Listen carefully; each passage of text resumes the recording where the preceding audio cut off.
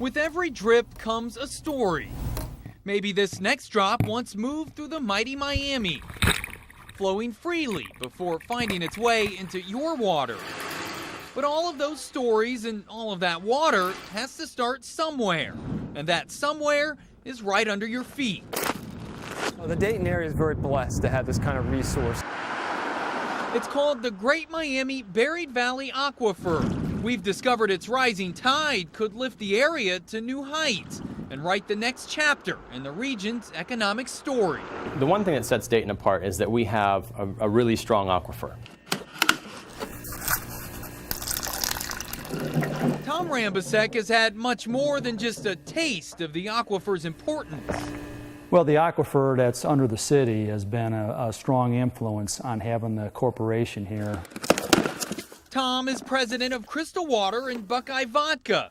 The process for creating both starts with Dayton water. Okay, we are looking at our distillation process here. Crystal Water has been rolling out bottled water since 1919.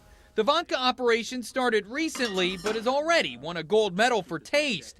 And the awards, just like the water, are expected to keep flowing in. But the incoming quality of the water has been extremely good. The water from the aquifer that keeps businesses like Tom's afloat got its start thousands of years ago, long before people like those from Whitewater Warehouse ever paddled the Great Miami. The aquifers were really formed during the retreat of the glaciers with all the meltwater. When it comes to the aquifer, many people think it's just a lake like this one. Only it's underground and nobody's fishing on it. But actually, the aquifer is a little bit more like the beach here. Sand and gravel with water filling the spaces in between, so that just like at the beach when you reach down and grab a handful of sand, the water fills the space right in. That sand and gravel is porous, and it will let water soak into it, and it will store it and transmit it. With such an aquatic treasure beneath it, Dayton became one of the first cities to rely solely on groundwater. We noticed very early as a city how valuable these natural resources are and how rare they will become in the future. Nowadays, the city has more than 100 wells across the area. They go down from 20 to 200 feet, like green tentacles, slowly soaking up the aquifer's water. But what they take, Mother Nature gives back through rainfall, so the supply can seem endless. What we have here in Dayton is just a world-class aquifer that's capable of yielding very large quantities of water.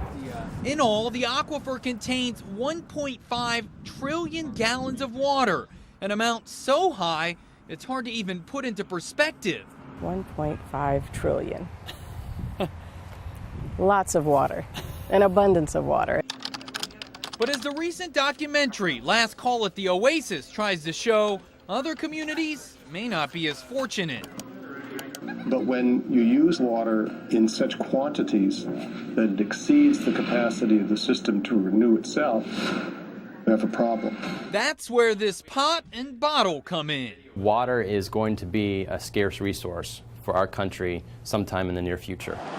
That's why Dayton is trying to use the aquifer to its advantage with a marketing campaign sent to the CEOs of 140 businesses that use a lot of water or are in water-challenged areas. The pot contained a plant, the bottle, Dayton water.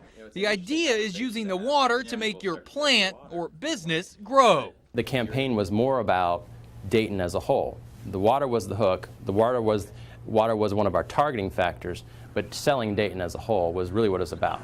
Officials say the campaign got a good response, so they're trying another version with more companies, this time with a watering can. You're not going to see immediate dividends, but if you keep playing the game, eventually you're going to get some wins, and those wins could be big for us.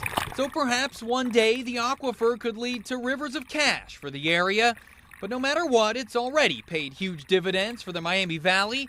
The next time you take a drink, you may want to raise a glass to the aquifer and the slow and steady drips that tell the story of a region and its bottomless possibilities. And it should make the Dayton region in the future, you know, an attractive place to want to do business and a great place to live.